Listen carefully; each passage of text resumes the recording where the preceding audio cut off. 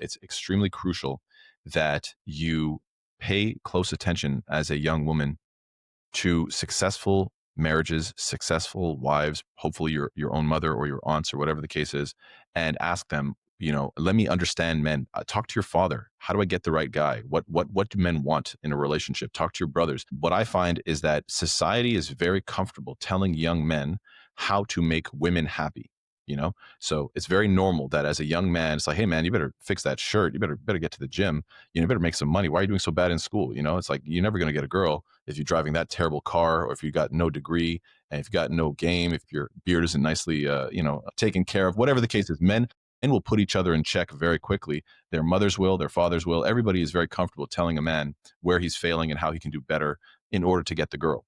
Unfortunately, I don't find that same emphasis is played in the reverse. You often find that young women, even if they're doing everything wrong, unfortunately, you might find around them a circle of women telling them, you know why you're single, girl? It's because you're just so awesome.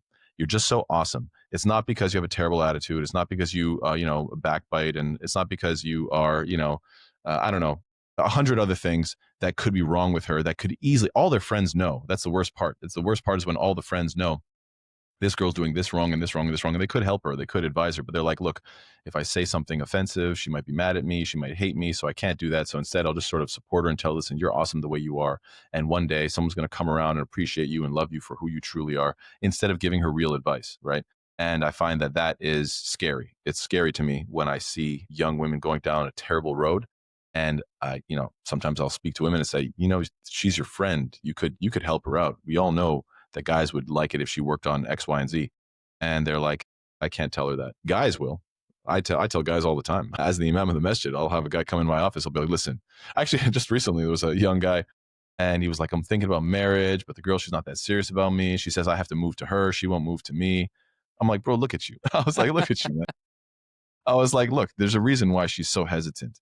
It's like, look at your haircut. Would you please go and get a real haircut? Second of all, you don't have a gym Yeah. membership. Come here. Let me see your arms. I felt it. I was like, yo, you haven't, I'm like, brother, you haven't invested in yourself. You haven't, like, Mm. look at your shirt. Why do you look like you just woke up? Why do you look like you rolled out of bed in your pajamas? You don't, and mashallah, he listened to me.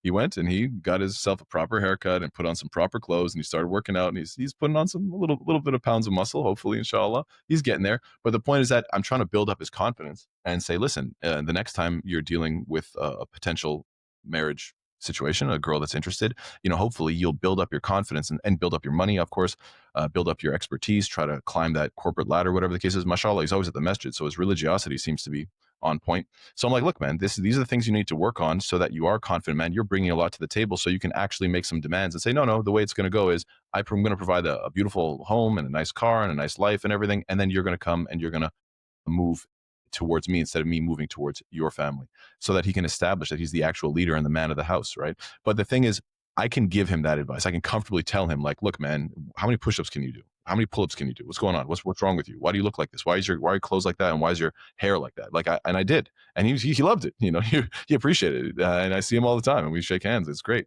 I just don't think sisters have that relationship, so that's unfortunate. So what I Yeah. suggest to the sisters is that you really need to surround yourself not by a bunch of yes women, not by a bunch of women that will just tell you what you want to hear, and definitely stay away from a bunch of women who are angry at men. This is another a very, very, very good piece of advice that I would give to my daughters.